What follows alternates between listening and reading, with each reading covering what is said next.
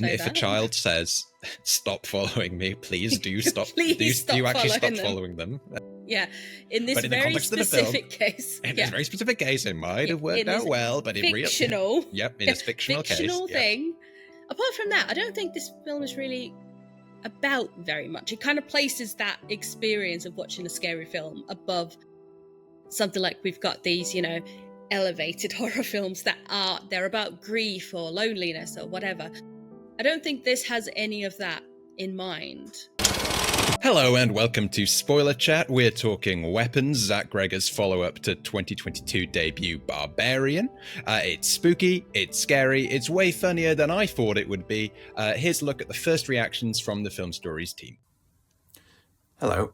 I'm recording this the morning after I've seen Zach Gregor's Weapons because I was going to record it when I got home last night and I got too scared. So, I think Zach Gregor and me find the same things scary. I think that's the only explanation. The first 40 minutes, I normally don't find horror films scary at all anymore, but the first 40 minutes of this, I was genuinely worried that I felt sick. I was so scared that I felt sick. That feels bad. Enjoyed it though. It's absolutely best to go into this film knowing nothing about it. I think I watched the first trailer and after that nothing. And you want to sit there in the cinema and just take it all in. Just let it wash over you. Go with the flow. Because that is an incredible experience. Let's just put it that way. I was floored. If you've seen Barbarian, you know that whatever you expect from a Zach Gregor film, he will serve you something completely different, something far weirder and more interesting that you could ever expect. And that's definitely true with Weapons. Maria, you liked this film a lot, your review seems to say. But before we get onto that, how did you feel about Zach Gregor's previous film, Barbarian? Well, this will come as no surprise to anyone, is I freaking loved it. I thought it was brilliant. It's one of the most surprising, impressive horror debuts that we've had in years. It's definitely surprising. It is, isn't it? Yeah. Because it toys with your expectations so well, and I think Weapons does the exact same thing. So yeah, big fan of Barbarian, and I can't, wait to talk about Weapons because I think there's a lot of similarities that I can't wait to get into. Yeah, there's definitely a lot of similarities. I mean, this is a spoiler chat for Weapons, but I suppose a brief spoiler alert for Barbarian as well. I mean, if you're trying to see Weapons and you've not seen Barbarian, do yourself a favor and go on. I think it was on Disney Plus for ages. I don't know if it's still there. I think it still is, yeah. So I don't know what people are waiting for. Just go watch it. Yeah, it was one of the I as I said in my introduction video, I don't get scared by horror films much anymore. I'm sure you're the same. I think just because when you understand the rhythm and the narrative, this sort of thing, you become kind of immune to it. So there's very few horror films that make me genuinely upset. Barbarian, I think, was one of them where it's just Barbarian made everyone upset. Oh yeah, in more ways than one. But for me, it's just I think. Like I said, Zach Gregor and I think have the same, whatever sense of the spooky sense, the spooky equivalent of sense of humor. I think we've got that. He's terrified of naked old women in basements. Turns out, so am I. And I think you mention it, yeah. Yeah. It's he's got a really weird thing about naked women in basements. But anyway, that sounded so wrong. So Barbarian was this sort of brilliant breath of fresh air in 2022. I think it was just such a brilliant roller coaster is the best way I could describe it, and you just had no idea where it was going to go. And again, like Weapons, it was a film that worked so well going in knowing as little as possible. But in terms of Weapons, I suppose, should we jump in right from the start? I mean, we've already established that you really enjoyed it, but what were your expectations going in? Nothing. Because that's what I learned from Barbarian is don't expect anything. Because Barbarian so cleverly kind of set it up as this story about a woman going to her Airbnb, and then Bill Skarsgård's already there, and we associate Bill Skarsgård with any kind of villain, and we know, oh no, he's going to kill her or worse. He's Pennywise. Exactly, You he's don't want to. Pennywise. You don't want to stay in an Airbnb with Pennywise. No, I feel like I would, but that, yeah. You're strange, Maria. That. Yeah, I know. You're strange and odd. But then you're going to get killed by a killer clown. I mean, if I'm going to get killed, I'd rather be killed by Pennywise than just like a really boring serial killer. Ooh, would you rather get killed by Pennywise or the naked old lady from Barbarian? See, the naked old lady in Barbarian is really sad because she just wants to, she wants to be a mother and she wants to have a baby. But I don't think I want to be breastfed by her. I mean, at this point, I'm in my 30s. I don't think I want to get breastfed by anyone. Yeah, preferably. I mean, so not to yuck anyone's yum, but I think we can agree that none of us want to be breastfed by a strange old woman living in a basement. Yeah. So I think still Pennywise. I mean, I could have a little boogie with him, Pennywise the dancing clown. So yeah, I think the answer's always going to be Pennywise. I can't imagine another kind of creepy thing that I'd rather get killed by. Really?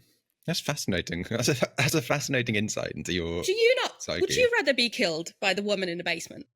No, I think I'd rather get killed by Freddy from Nightmare on Elm Street. I'm a bit seems scared fun. of the... He seems like he's having a fun time.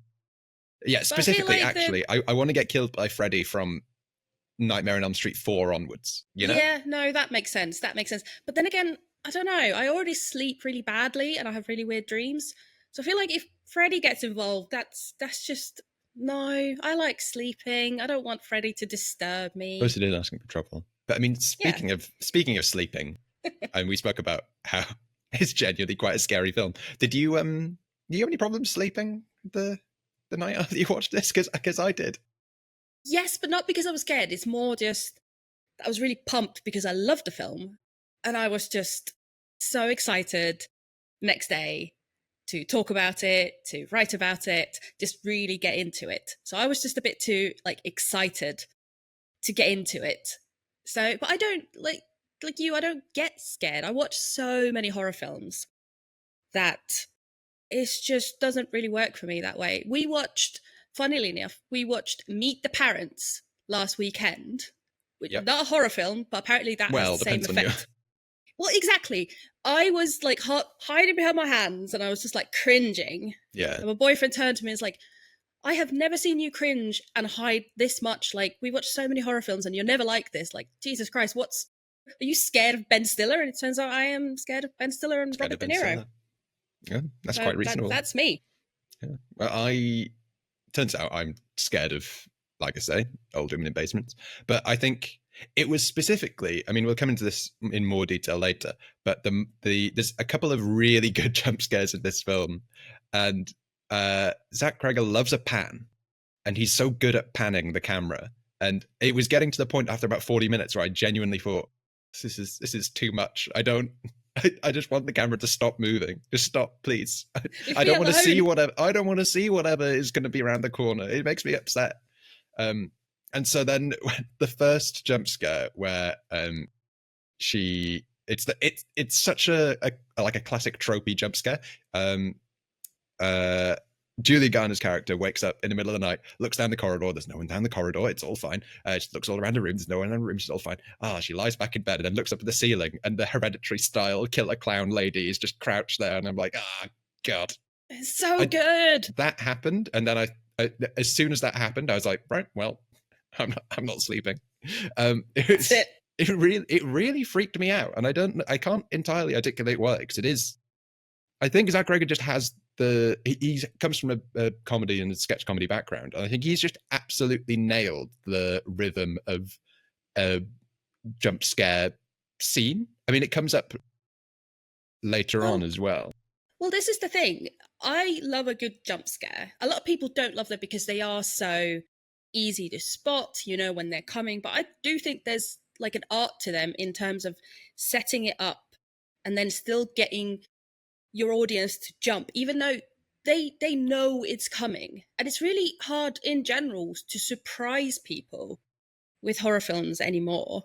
because we're so accustomed to it. But I love that Zach Cregger is just dead set on surprising us and making us jump. There was a guy sitting quite close to me, and he was literally, as the film went on, he was jumping and he was just like going like this. And the poor guy by the end of the film was just in a little ball on his seat. And I thought, I hope he's okay. Yeah. If you're watching this, I hope you're okay. I think that was me, actually. I think it was a lot of people. I was, I think my knees were like under my chin by the time it got to sort of, I'd say sort of like the 45 minute to an hour mark. Because I do think, I mean, Zach Cregger's got such an interesting style in that he almost does the opposite of what a lot of horror films would tend to do, where he starts out making a horror film and then gradually over the runtime it turns into a comedy. Whereas I think sort of normally you set up something quite nice and then it gets more sinister. He's done the opposite. But I suppose we'll talk through the film sort of in order. So if we talk about the narration at the start, which sets up the film, you've got this young girl who's sort of off screen saying, this is a true story. 17 kids went missing at 2:17 last night, all from the same class. There's only one boy left. What did you think about the introduction? I think from memory that was in the trailer, right? Yeah. I mean, I don't know how much was in the trailer because I think I only watched the first one because I wanted to go in knowing what Barbarian was like. I wanted to go in with as little knowledge as possible. And I think that's the right way to go into it, not to, toot my own horn. But that not to toot your own horn. You did it correctly. You did it well. But yeah, that first minute or two, I mean, kids are just a little creepy in films like this, even though it's a very nice kid who talks and just kind of lets us into the story, tells us what it's about. No, it just immediately just tells me, it's like, oh no. Bad things are about to happen. Something rotten's going on. Yeah. I mean, I sort of felt like it was, I mean, there's so many influences in this film that you can sort of that you can feel. I thought the introduction felt very Tim Burton to me. Like it felt like I've seen other reviews that sort of talk about this. It felt very fairy story, and especially when the camera's sort of lingering on Alex as the only kid left in the classroom. He's like alone, and then obviously later it turns out he's getting bullied. Shock horror, and you sort of think, oh, maybe this is. And it's almost like it's giving you a clue as to what the film might then turn out to be. And then is so ready to completely pull the rug out from underneath you at the same time. Because I think as well, sort of moving on to the rest of the start of the film, I think the film as a whole is basically a horror comedy. But for the first... for the first 40 minutes or so, it just seems really sad. Like it just seems like a straight up sad horror film, like Talk to Me or something like that. I mean... like Hereditary almost. Yeah, without the comedy element, there's no comedy in Hereditary. I mean, there's definitely the spooky clown lady on the ceiling. This definitely feels Hereditary, and also I think in the same way that I think that film scared the living shit out of a lot of people. Not me, weirdly. That sounds like a brag. I'm like, Hereditary. That's tame. I can do Hereditary. It's not even scary. Yeah, but when I saw Hereditary when it came out, everyone was saying, I think it's because everyone had said in advance that it's the scariest film I've ever seen. And that obviously gets my back up because spoilers for the film, but like, does Toni Collette sawing her own head off in the ceiling not scare the shit out of you? I didn't find it. I think it's maybe part of it was because it's Toni Collette, and I just thought, this is fine. It's Toni Collette. Yeah, it's fine. She does that all the time. She's nice. But she's not nice in that end. She's in, what's that film where they go to the water park? Where the kid gets a job at the water park and Sam Rockwell's in it and it's really nice. And also sad. Because The Way, Way Back? The Way Back, that's the one. She's in The Way Back. She can't hurt me. I mean, whereas I've no idea. So. I've no idea. I don't know if I've seen Amy Madigan in a film before. I mean, I assume she looks very different to how she does. I kind of hope Weapons. So, because I hope for there's some makeup choices. Yeah, I'm not claiming to be a makeup expert, but there's a bit of blending wouldn't have gone amiss. No, definitely. But so we go from this sort of Tim Burton-esque ending, and then sort of the sad elements continue. One thing that I thought worked really well was when you go into the. I think it's just after it's one of the very first scenes after the narration stopped. There's the big sort of essentially like a counselling meeting at the school where all the parents are go together, and Julia Garner's character Justine is there as well, and the teacher's sort of trying to calm everyone down, and they brought like a professional in, and then everyone suddenly starts getting really angry at the teacher, and you think, yeah, this feels really, you can feel the parents in the room hurting, and then Julia Garner basically gets chased to a car, but in like a really, it felt like such an authentic sort of powerful way that I really thought this was going to be a very different film to what we ended up getting. I was just a little bit angry that they would put her in front of all these parents who are very understandably very, very angry. And I mean, it does look a bit sus that, you know, all the kids apart from that one went missing in her class and no one else's. So I do get that. The parents are like, you had something to do with this. We don't like you. So why would you put her up there to talk to all of them this early? Like, I understand if you do it, because I think at this point it's only been a few days, a week or so. I think it was a month, they said. I think they said they closed the school for a month. Yeah, but still, even then, I felt like it was a bit cruel. Poor lady. Yeah, I don't think it's one of those things. I don't know what else they could have. Well, I suppose it was probably a mistake to have her be at the, because the teacher stood up and said, now, everybody, she's hurting as well, and so that's why she's come to this meeting, so that she can get the benefit of, sort of think, oh, this was a bad idea. She should have just, like, they could have filmed it and given her like a copy of the USB stick afterwards, or just had like a one-on-one. Like, she shouldn't be, because that's the thing, you can understand why it does look pretty sus. I mean, in a world where you don't, well, you know, not everyone's first thought would be all the kids have gone missing. Bet this is a killer clown lady who's dying of mysterious disease and has magical stick snapping powers. I don't know. That's exactly why I think every time something happens. Yeah. Well, that's because we're horror experts, so we assume the witchiest and the worst in every situation. But yeah, I thought that was such a really nice, powerful scene. I thought everyone played it so, like, with such emotional authenticity, and that's what I really liked about the first sort of 45 minutes of the film, is that it felt so real and so grand. I mean, later on when we see Josh Brolin's character, the second his chapter starts, and we'll talk about the chapters in a second, because I think that's a really interesting choice. The second it starts and he wakes up and he's got a Batman duvet, and you go, oh, he's sleeping in his kid's bed. That's really sad. And his wife hates him. He's not having a nice time, which is such a great instant way of getting you to sympathize with Josh Brolin when the only time you've seen him before is shouting at Julia Garner. You sort of understandably, but that kind of sets him up as a villain, and then this immediately makes him protagonist to his own story, which is really nice. Yeah, no one in this film is like good or evil. Everyone's morally a bit questionable at the best of times, and kind of like there's those shades of grey, I think, to a lot of these characters. I mean, yeah, Josh Brolin isn't very nice. He paints witch on her car, and yeah, there's a witch, but it's just not Justine. Okay, but you say no one. I can think of one character who is definitely morally questionable. Who? Don't look so surprised. It's the witch lady. No, okay. It's the witch killer clown lady. No, whatever you're about to say, it's wrong. I mean, not that I, sympathize with her, considering all the horrible... Not to endorse child sacrifice, but... Exactly. But I mean, I thought that was a little sad as well. What, that she's ill? She's dying. Oh, poor... we all get desperate when we're dying, all right?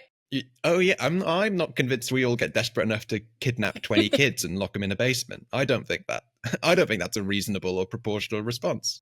I mean, I've never died or been close to dying, so I don't know. Yeah, you know what? You're right. This isn't for us to judge. Maybe when we're on our deathbeds and things get desperate, given the option to kidnap a load of children, then maybe we can judge. But no, I think she's pretty route one, straight down the middle evil, I would say.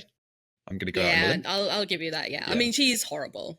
In the best kind of way. It's a very entertaining kind of horrible. But she's definitely the villain. But a very sad villain. Yeah, very sad. Well, yeah. But I think,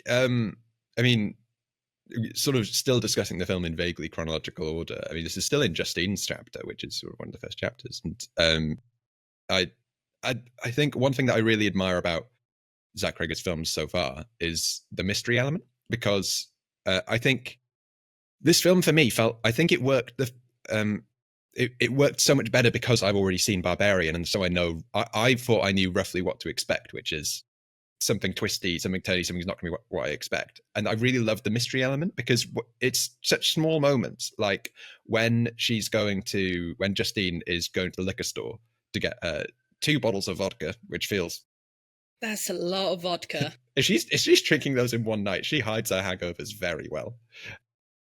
When she's going to the liquor store and this guy asks her for change on the way in, and as soon as he did that, I was thinking, ooh, I think he's going to come back later. What's he going to do? Like, is he going to be relevant in some way?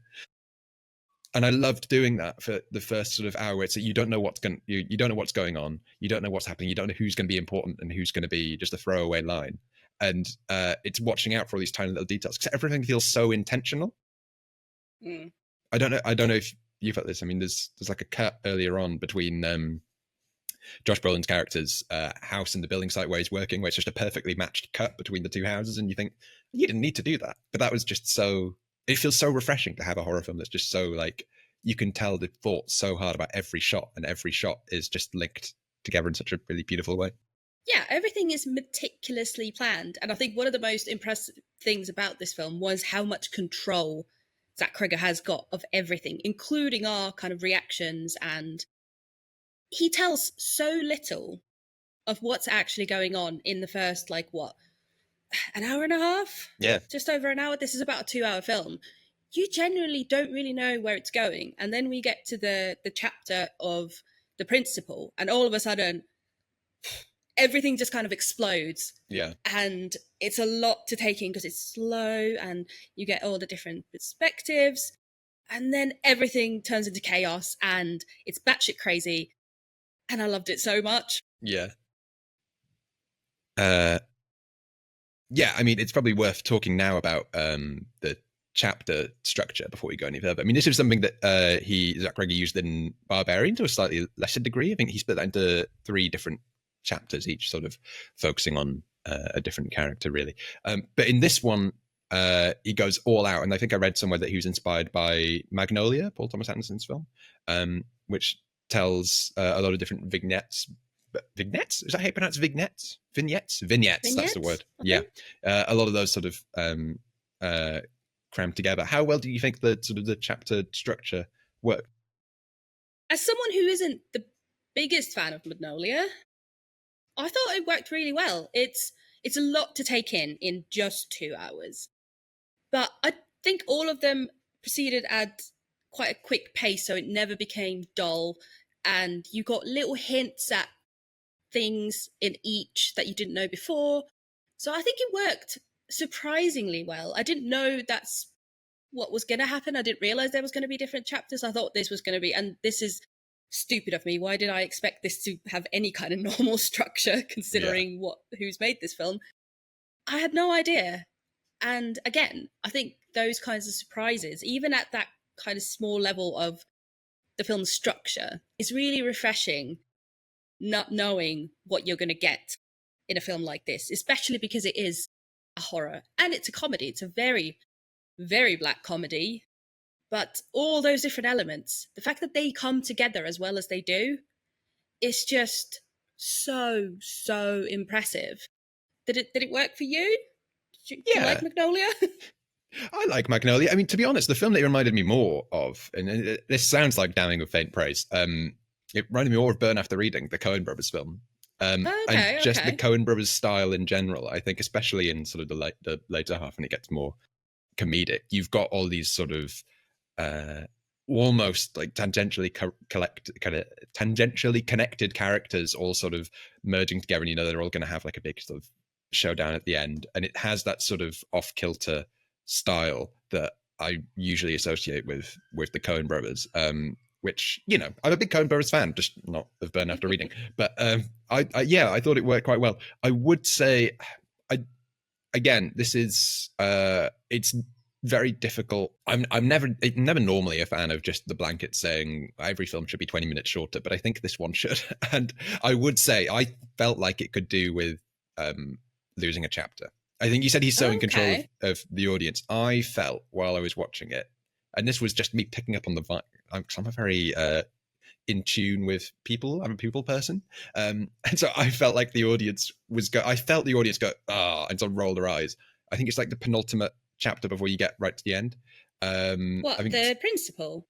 I think so. I think when his chapter started, there was a little bit of like, oh, this is going on for so like, tell us what is gonna happen. And I just felt like when Zach Cregger's got this sort of this roller coaster style, where he's so in control of your emotions, he knows when to make you scream, laugh. That's it. I was going to say cry. It doesn't really make you cry, but when he's so in control of your emotions, and then it just felt like it was building up to it. There was too much build up, and it just felt like I needed that release a little bit earlier. But yeah, I wouldn't know which chapter to cut because they're so essential. But I think there was an extent where the chapter structure kind of meant he was pigeonholed into you've got to have it be, you've got to show the same events from each character's point of view, which I think lengthened the film maybe a little bit more than it should have done. I don't know what you think. I'm going to respectfully disagree. Maybe because I was just having so much fun that it didn't drag at any point. I loved that chapter with the prince. Is he a principal or is he just like he's the principal? Yeah. Because that's where obviously you meet scary old lady Gladys. Yeah. Amy Madigan. And you see like what's actually going on. She's got these weird sticks and bits of hair. And obviously then the principal, his name's Marcus, just beats the living shit out of his husband, just headbutts him to death. Brutal. And I love a bit of gore. And I was just like, on the inside, I was just like screaming like, yeah. Let's finally get to like that point where everything is up for grabs. Like you have no idea where this is going. You finally know that, okay, there is this witch that's controlling everything. But after that, you just know that nothing is certain anymore. And then you get to the final chapter, Alex's chapter, where you kind of get the whole picture. And it gets even more disturbing and weird. And we'll talk about that ending because, oh my God. I don't know. I feel like you do know where it's going. As soon as she comes in and she's the witch, for me, the film kind of ran... I know you loved it. I liked it a lot in general. I think it really runs out of steam in the last. As soon as the witch reveal comes up, I think it's because it stops being scary. Because it's just, you've seen this film so many times before. It's just, oh, you're just a scary lady in a house, and you've got witch powers, and this is what they do. And I think because it loses that mystery element, and I don't think there's enough reveals in the last sort of half hour that really recontextualize any information you've got before. This is the only, I think, sort of big criticism I've got for this film is, even though I loved it and it really worked for me throughout the 2 hours, I do think when you craft a mystery like this and you're so in control of everything and you're toying with your audience's emotions and expectations, you are setting yourself up for failure. So I'm sure there is a lot of people who feel exactly as you do, is when you do find out, oh, okay, it's just the witch, it does kind of go like, oh, yeah, okay, yeah, cool. Yeah, okay, fair enough. Yeah, you're setting yourself up for failure, and there's nothing you can kind of do to get away from it, because I don't think anything would be crazy or weird enough to kind of top what came before. It did for me, because then you get that very final bit where she's just running and these kids are following her, which I thought was brilliant, and then they tear her apart. But yeah, there's nothing you could do that would kind of tie it off neatly enough and still be weird enough to satisfy everyone. That's why it needs to be shorter, because I think because you've built it up, it means that you've got that extra bit of time of build up where you think you're setting higher expectations that the film can't necessarily deliver on. To be honest, in the final bit, I think you mentioned her getting torn apart by a bunch of kids. I think that is a shocking enough ending. I just think that the sort of half hour before that just drags on too long, where it would need to be a level above that. Whereas if they just kind of sped to that bit, so you get the reveal that she's a witch, and then sort of 20 minutes later the film's over, I think that would have been a much more powerful ending in a way, and sort of kept the momentum going in a much more interesting way. But I think it was particularly disappointing to me because genuinely, for the first hour, I was so scared I thought I was going to be sick. It was... I was genuinely feeling really nauseous. It was just, even though there's only, I think I was counting, there's about two jump scares or scary moments in each of the first 2 chapters. There's really nothing at all, but it's such like a powerful tone of dread that I thought I was just feeling really unwell, and the camera was panning, and I just thought, please just stop, please just don't show me whatever you're about to show me, Zach Gregor. I don't want to see inside your sick and twisted mind anymore. Yeah, it was, I thought it was scary, which then made, when it turns into a Coen Brothers comedy for the last hour, I felt much safer and less happy. Yeah. I mean, the first bit, you know, you want to be scared because that's why, I mean, we go there basically for work, but that's why people go to the cinema. That's the only watch. reason as well, actually. Yeah, that's why you weren't paying me for this shit. I'm not going to see a film. No, but yeah, if you pay good money, cinema tickets are so expensive these days. You want to be scared. And I think that's where this delivers so well. Like you said, that first hour is terrifying. I don't get terrified, but it's disturbing. And it only, I think, gets more disturbing because of largely the kind of imagery and the very last couple of chapters. It's unnerving, and I think that's so much harder to do than scaring people. I think scaring is easy. Scaring people and getting them jump is easy. But to really get under their skin and have people think about the film when they go to bed or on their way home and kind of be like, whew, that's so hard. Yeah. And we don't see that very often. It's really easy to be shocking. But this, no notes. Perfect. Yeah, I agree. If you couldn't tell, I loved the film. Yeah. I think you quite liked it. I think that's safe to say. But I mean, we've gone far enough into the chat already about talking about Stephen King, which I think it's testament, I think, to the fact that there's so much to talk about with it, because there's such clear sort of Stephen King inspirations behind it. I mean, obviously she's a killer clown looking lady, which feels very relevant to one Stephen King story that we've already seen. But yeah, how did you feel about the kind of the Stephen King-y elements? Good. I thought this was interesting in the sense that we've had a lot of Stephen King adaptations, obviously. We've 2 this year because we've got The Long Walk coming, and we've already had The Life of Chuck. Or in the UK, we haven't had The Life of Chuck. We're only getting it now. So it's interesting to see something that's so Stephen King, but it's also not. Yeah. I don't know, I don't know if he was inspired by Stephen King, but I'd assume so. We've had The Monkey this year as well. Oh, yeah. Okay, Yeah. So 3. We've had 3. We've got is The Black Phone 2 coming out this year? That's not him, but it is his son. Yes. And to be honest, no shade on The Black Phone. No, actually, shade on The Black Phone. I thought it was just B-tier Stephen King. Okay. And but the sequel's coming out. It'll be fun. I could really feel the similarities here. I mean, it's that kind of American suburbia, kids going missing, supernatural spookiness that I thought was really, really interesting. But yeah, again, it's like there's so many. You can feel so many influences coming in. I mean, we haven't even talked about the fact that when Julie Garner's character first finds the house in her. No, wait, is it Julie Garner's character or is it Josh Brolin who sees the gun? It's Josh Brolin. Yeah, it's Josh Brolin. Yeah. I thought I dreamed that because it never comes up again, does it? I thought I was dreaming. Yeah. No, it's like the big what's up assault with that? rifle with the time code on it hovering above the house. But I love that. Why? I do love that a big mainstream horror film has just picked like an image. It's like it's focused on imagery rather than plot, if that makes sense. Yeah, it felt very like Nope, Jordan Peele's film from a couple of years ago, where there's elements like that where you think, oh, this doesn't necessarily make sense in the narrative of the film, but it's such a strong image that you can tell that the filmmaker had, and they've just wanted to include it because they find it spooky. I mean, almost like it was cool. Yeah, I mean, it's like when she sees the clown lady on the ceiling. That doesn't actually make any sense. There's no reason why that's there. She doesn't climb on ceilings, it turns out. And then she's in Josh Brolin's son's bed as well, isn't she? At one point. Is that her, or is that just a kid in clown makeup? I can't remember. Quite tell because it was so quick. But yeah, I mean, someone it was so quick, there. and it was someone in clown makeup and with a load of like everyone's got wrinkles clown in makeup. their face. Yeah, but it was spooky as heck. Is what it. But then, yeah, I mean, that's the thing about playing with the emotions. I thought after Josh Brolin sees that, that's your second spooky clown jump scare reveal.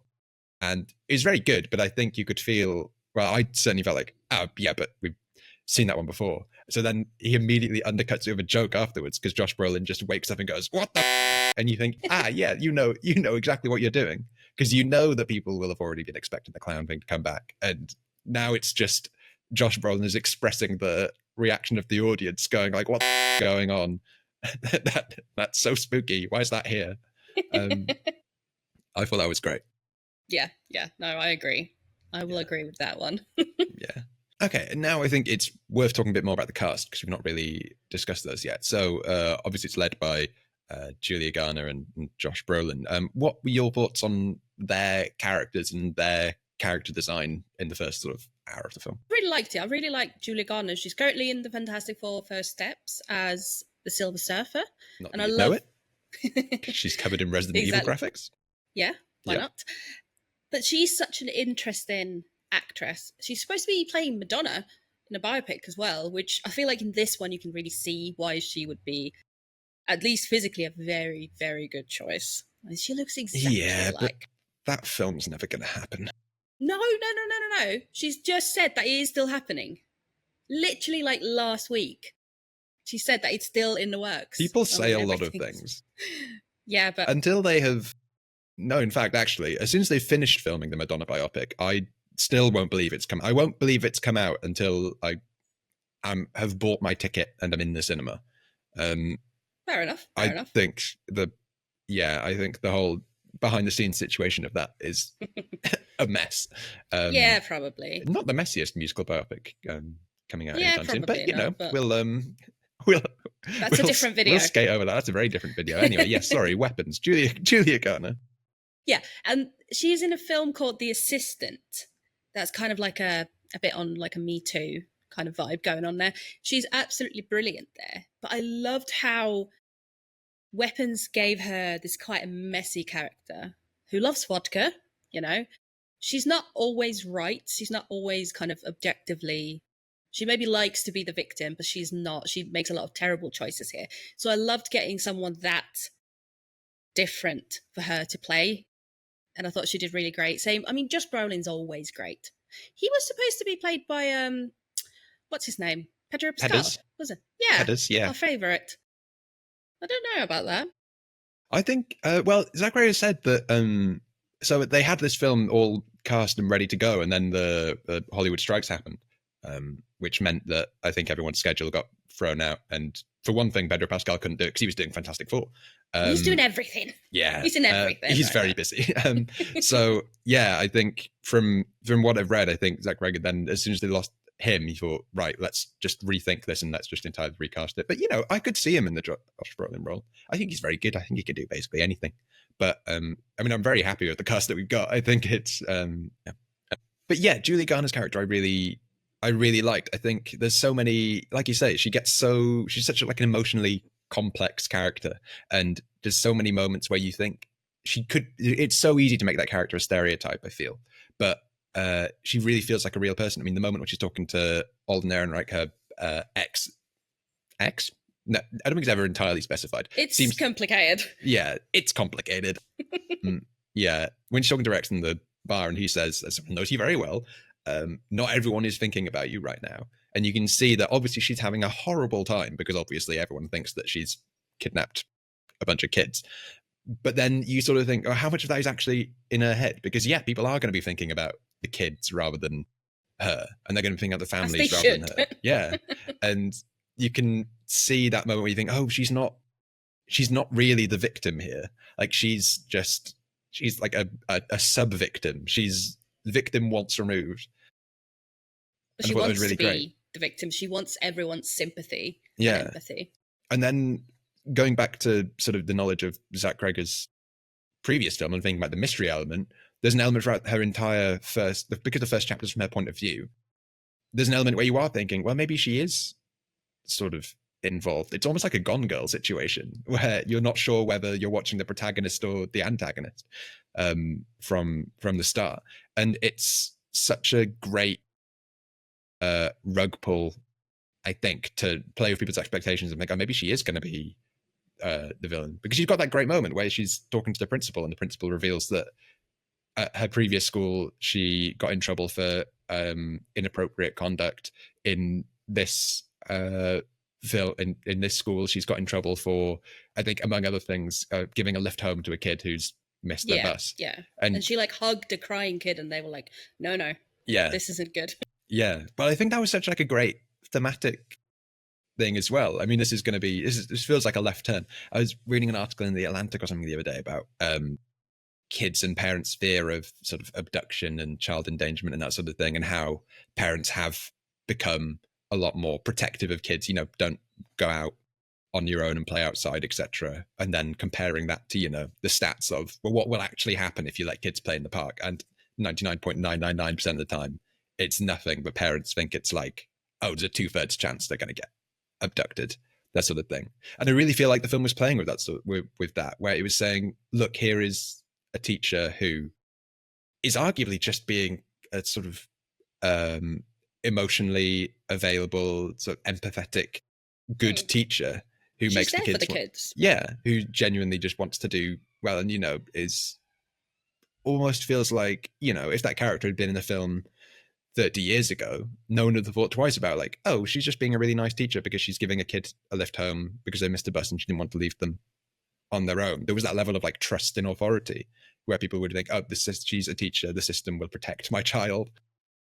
This is a nice thing to do. And then in this film, it's sort of highlighting that, oh, we've lost that in a way by people's reaction to, I thought the film was saying something really interesting about, like, yes, it's a film about kids going missing, but it's saying, well, why are we so scared of that in a really interesting way? I don't know if that made any sense, but no, I think it did. Yeah. I know what you mean. Those are my ramblings. It's different. When I was a kid, we would just be out all day. Our parents would just be happy that we were out of the house. And I remember my mum, all she ever pretty much told me was like, if you're going out on your bike, please wear a helmet so you don't get brain damage. Yeah. But apart from that, we were just running wild. I'm from a really small town. So, if someone did kidnap me, we'd probably figure out who it was anyway, because there's not that many people who could have. Yeah, exactly. There's not that many people. I just turned into like a Poirot-style whodunit. You can get them all in the library. Yeah. Just line them up, all of them, and question them. But no, it's such a different time. But then you kind of see that it's also necessary that you've got a teacher who cares, because literally, if she didn't care, they wouldn't have found the kids eventually, because you've got that great scene as well where she follows Alex home, which, a little sus that she's just following a kid home. I think that was sus, actually. I think that's certified sus behaviour, but I mean, it turned out well in the end. Yeah, but like any teachers watching this, please don't follow your kids home. That's weird. Please don't do that. But at the end of the day, she picked up that something was wrong. Obviously, Alex is like, stop following me. Don't, he's clearly not just angry, but kind of panicking. For good reason. Again, if a child says, stop following me, please do stop. please do you actually stop following them? Yeah, in this very specific case. In this very specific case, it might have worked out well, but in fictional. In a fictional case. Fictional thing. Yeah, I mean, she cares. And I think that's what the film kind of wants to maybe say. Apart from that, I don't think this film is really about very much. It kind of places that experience of watching a scary film above something like we've got these, elevated horror films that they're about grief or loneliness or whatever. I don't think this has any of that in mind. I don't know if you felt that. Do you think there was like really big underlying themes, or did I just miss them because I'm really stupid? No, I think you're right. I think it's very different. I think the elevated horror. This is a sort of interesting chat in general about the elevated horror genre and sort of what happened to it. I hate that term. Well, this is the thing, because everyone, I think, because it came out and then there was such a backlash against it, particularly from the sort of horror loving community, where they're like, oh, but horror films were good before. But I think that really peaked with sort of Ari Aster in Hereditary and Midsummer and Jordan Peele's Get Out and that sort of time around 2017, 2018. And I think it's been really interesting, the films that we've seen since, where I think Barbarian and Now Weapons are actually such a good example of that, where horror is more willing to be fun. Like, it is more like I keep saying roller coaster ride. Horror is now more like a roller coaster ride than a sort of thinky art piece, which isn't to denigrate Hereditary, Midsummer, et al., which I really love. But it feels like horror is sort of acknowledging the feedback and embracing being quite silly. I Yeah. think we've seen that this year already with The Monkey, which you mentioned earlier. Yeah. And Like- M. Freegan. I mean, That's art something. can be fun. I mean, Weapons, I think, looks very good. Like you said, you know, the pans and everything. I knew you were scared of them, but, Yeah. you know. But, like, there's this weird quality of being scary and haunting, but also really beautiful, and it merges them together. Like, this can be artful. The whole genre can be artful, but also fun, you know, make you jump and have that whole experience in the cinema where you jump and then you laugh because you're like, oh, I'm a bit silly. Why did I jump? So it can be those two things. And I think that's what really makes horror such a great genre. And that's why I love it so much. But yeah, I think elevated horror took it a little bit too far at times, at least. Great films. I mean, Midsommar, Hereditary, both 5-star films for me. But it started to go a little too far with it, and it just wasn't fun anymore. Yeah. I mean, it's like the sort of, you know, the gritty reboot boom of around the mid 2010s, etc., where I think it was the same sort of, it felt like the same sort of energy where it's, people thought, oh, what if we take this and then make this genre or this IP and then make it really gritty and serious because The Dark Knight came out and was good. And I think it was the same sort of thing where it's more like you're just, because Hereditary and Midsommar, etc., work so well because they're the film. The film is in the shape that they're supposed to be. And then I think it's just, yeah, when you're trying to apply the same tropes to something like The Nun, and it doesn't entirely work. But yeah, I mean, we were talking about the cast. I do want to shout out my boy Alden Ehrenreich, who plays a police officer in this film. And I love Alden Ehrenreich. I think he's such a great and really funny actor. I think I was worried after Solo, the Star Wars story came out where he played the young Han Solo. And to be honest, I think Disney just threw him under the bus because there were a lot of leaked rumors about, oh, it's a really troubled production. He's getting an acting coach, which people didn't entirely understand what it meant, which is normally a symptom of they cast it wrong and someone in production is making a mistake. But saying we're hiring an acting coach as an actor feels like that's going to stay with you for most of his career. And that is still, I think, the role that he's best known for, unfortunately. That's what people recognize his face from, I reckon. Yeah. I don't know how many people actually know his name because, yeah, Solo kind of not ruined his career, but definitely it didn't help. I wouldn't say. Yeah. I mean, it didn't help that you just have a genuinely unpronounceable name. Which I have to double check every time I say it. But I mean, he was, before that, he was in Hail Caesar. And he was great in Hail Caesar, again, the Coen Brothers film. Yes. He's really fun in that. He was in Cocaine Bear a couple of years ago. Which I loved Cocaine Bear. I loved Cocaine Bear. And he was so good. He has a bear on cocaine. He was so good in Cocaine Bear. And again, actually, that was that's more like, that's like a ensemble piece where lots of different characters are coming together. So it all connects. But I thought he was great and really funny in that. And then in this, I really liked his character where you could tell he's a police officer. He's trying to be a really good, you can tell he's trying at every point to be a really good and sort of completely against the stereotype of a modern American police officer. He's like very respectful. He's when he's arresting the stoner kid, he's saying like, oh, sir, I'm gonna pull you up now. You went down quite hard. Are you okay? Are you okay? I'm gonna put handcuffs on you. I'm gonna look in your pockets. Isn't there anything sharp in there, etc. You can tell he's being so methodically really nice and wants so badly to be a really good police officer. And then he gets stabbed by he gets stabbed by a needle and just punches the kid across the head. Which, I'll be honest, maybe this makes me a bad person. I think the kid deserved. He was really annoying. He was asked, do you have anything sharp on you? And he was like, no. No. And then he did. You did. And so he deserves to get punched in the head. But we're terrible people we are. Yeah.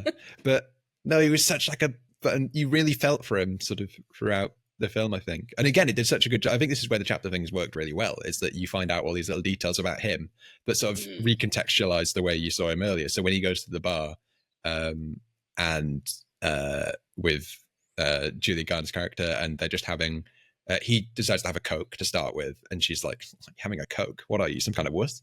And then no, just a recovering alcoholic. Yeah. And then she sort of makes eyebrows on him, and then he wakes up and he's really hungover, and it's like, ha ha ha, that was a fun little scene. But then you find out no, he is a recovering alcoholic, and he should be going to these meetings. That completely recontextualizes his entire relationship with Justine and her character, where he does feel like a more toxic, unhealthy relationship, where previously you'd thought, oh, Donna's the crazy wife who comes in and attacks Julia Garner with a bottle in a liquor store. As you do. As you do. It's a very reasonable response. Yeah, but exactly. I thought that worked really well, and I'm just glad to see Alden Ehrenreich getting more work. He's a very watchable. He's such a watchable presence. And he's got a great tash in this. I don't know if it's real, but great tash. I think it's real. I would say. No, it's very neat. Well, does he have a tash in cocaine? I think he has a tash in Cocaine Bear, doesn't he? Quite possibly. I remember. I've seen it since it came out. But we're very pro tash on good old Alden. Yeah. Let us know in the comments if Alden Ehrenreich has a tash in Cocaine Bear, because I'm not going to Google it. Okay, so we're almost running out of time, so it's probably worth talking about the ending, I suppose. Do you have thoughts? Man, I think you have thoughts. I have so many thoughts. Like, all the thoughts. I mean, I think I said this before. I mean, the whole film is batshit crazy, but that ending is just, like, everything happens. I love how much Josh Brolin just keeps yeeting Austin Abrams across the room. That was great. Exactly. And then, the old lady getting ripped apart. There's a bit where the kids are, like, tearing her face from, like, the mouth. Oh, yeah, that was great. Oh, that really, like, that made my stomach go a bit like, oh, man. It's great. And the very, very ending, where just Brolin's carrying his son, and you get the little girl is, again, giving the voiceover. I thought that was so sad, where she's like, oh, this year some of the kids even started talking again. Yeah. Like, I genuinely, it's, again, I just love that it's a mainstream horror film that's taking risks like that. Because, yeah, it's not even, to be honest, I'd hesitate to even call it risky. I think it's just, in a way, it's just making a good film. But just, I think the willingness to not have a happy ending, because I get so frustrated when films feel like tonally they don't need to wrap everything up, and then they just insist on wrapping every plotline up in a nice little bow. But I love that it left so much hanging. I love that the kids are they've been locked in the basement for a month and a bit, and so obviously they're going to be actually traumatized, but also they're going to have some sort of the lingerings of whatever supernatural shenanigans has been going on. I really love that it's not just, oh well, they've torn the witch in half, so now everyone's fine. Everything is fine again. Yeah, I don't think anything would ever be fine again if that happened to us. No, I just loved that they were willing to make it so not even an ambiguous ending, but just like, well, we've torn a lady in half, and now everything's and here we are. We're not even getting that promise that they're not even saying, oh, 5 years later they were all talking again and fine, but they were forever changed. It's, oh no, we're only a year on from this, and the town is still recovering. And these kids are never going to be okay. There is no happy ending to this. You said, everything is. Yeah, that was really nice. There's nothing you can do. Which I've always like. It's a great palate cleanser from the previous 5 minutes, which had been nuts. Just the great comedy bits of the woman just running through various different gardens. And these kids there's that one shot where it's like quite far away, and you just see her like run, and then these 70 kids run behind. The guy's just mowing his lawn and just watching that. That's one of my favorite comedy tropes in films. Is that sort of thing. And also the moment where the kids have run through this family's house. They're just trying to have breakfast. Yeah, but then you see Julia Garner runs out there a couple of minutes later, and they're all just going around. The house is completely messed up. The windows are smashed, everything's turned over, and then you just hear the dad going, "Oh, look what they've done to the yard!" And it's it's just great. You can tell Zach Greg comes from comedy, and it's I love that sort of stuff. But I just love that this is like a mainstream film from Warner Brothers. I mean, I saw it's on the side of a bus, like. And it's so weird, and I have no idea how general audiences are going to react to this. I'm hoping that, this is going to be a big success, and studios are going to greenlight more of these, but I don't know. It's weird as hell. I think people, I don't know how weird it is. I think the first hour, to be honest, I think people are just, it combines so many elements that are sort of very popular and people love. It's got the mystery element. It's got the genuinely spooky jump scare element, and it's got lots of comedy. And I think people, because it balances its tone generally so well, I would say the last hour doesn't quite nail it for me, but it balances that tone so well, and it's just a good film with lots of popular roller coastery elements that I think people are going to really love. I hope so. so. I don't Yeah. know. I don't know if it is that actually risky in terms of like will it make enough money at the box office kind of thing? Because I think if it's the sort of film where if you get good enough word of mouth, I don't think, if you're a horror fan, I don't think there's anything in it that you're going to rail against. No. And if you're not a horror fan, I don't think you'd go and see it anyway. Yeah, but I want people to go see it. Please go see it. But they'll if be you're scared. watching this, I was so scared. I was so scared. I was sick, Maria. And I like horror. I literally just told someone yesterday that they should go watch this, and it's not that scary, and now I'm worried I've traumatized them for life. The second, just don't come in for the first hour. Come in an hour late, and then it's actually just a comedy, and you're fine. But yeah, but then someone gets ripped apart, so I don't know. And that's not scary though. That's just like, yeah, but it's disgusting. Some people are really squeamish. You know those cakes that you can make that look like you can make it's like it's this cake, but it's not. It's this cake. 'Cause it looks like it's made of guts or whatever. I think I've seen one of these. It's basically just that. It's like someone's just having fun in a fake blood and latex factory. See, now I want cake. I'd love cake, actually. It is lunchtime. I feel like that's a really good place to stop. I think that's a really good place to stop. Poor boys. Get this right. Have we said everything? What time are we on? I think so. Yeah, we're over an hour, so I think we're over an hour. Yeah, perfect. Lovely. We've nailed that. Okay. And on that note, that's about all we've got time for in this spoiler chat of weapons. I've been James Harvey. That's been Maria Latilla. We're from Film Stories. Ryan Lambie will be hopefully joining us next time. He's on his hollybobs at the moment. But thank you so much for watching. If you want more Film Stories content, go to filmstories.co.uk. We've got all sorts of features, reviews, and news on the latest happenings in the film, TV, and occasionally video game adjacent world. You can also head over to our YouTube channel, which you are probably already on. If you could give us a like and a subscribe and a follow and whatever, click all the buttons that let you know. You know how YouTube works better than I do, I reckon. So if you find a button, click it. And you'll get notifications whenever we post some new stuff like this. What else have we got? We've got a magazine. Maria, do you have a helpful magazine nearby? I don't actually, but we do. I promise we do actually make a magazine. We make two magazines, actually. Maria, you Phil, I've got to get the magazine. But no, we do. And you can get the magazine at store.filmstories.co.uk. And we promise it's really good. I mean, look at that. Support independent cinema. We support independent cinema, and you can also listen to that. Does that go in the microphone? I hope it does. I hope it picks it up. That's really like good ASMR. It's really good ASMR. Great quality paper, and it smells great too. So there we go. What more could you want? Yeah. The articles are really good as well, actually. But yeah, I should say what's in it. We're focusing on independent film this issue. So we've got a whole load of lovely independent films on here. All very good stuff. Interviews lots of indie filmmakers, talking to Alex Cox about Movie Drome, the British film show from the 90s, talking to Chris Columbus about Thursday Murder Club, all that goodness. Lots of good stuff. So, buy it. Yeah, buy it. We do podcasts as well. We do loads of podcasts. This is turning into a really long outro. Advert. Yeah, you've stopped watching by now, but if you're still here, thank you. If you're still here, thank you. The Film Stories Podcast Network has a load of different shows about all sorts of things nerdy and film related. Maria, you co-host the DC podcast, the DC movie podcast, right? Podcast 52. We'll be having some very exciting episodes coming with Peacemaker Season 2. So do find us out. You can also find all the other podcasts if you just look for Film Stories on your favourite podcast platform, and you'll find Film Stories with Simon Brew, where Simon Brew goes into the stories of films. But you can also find a lot of the other podcasts there, and it's definitely worth listening to some of our great podcasters.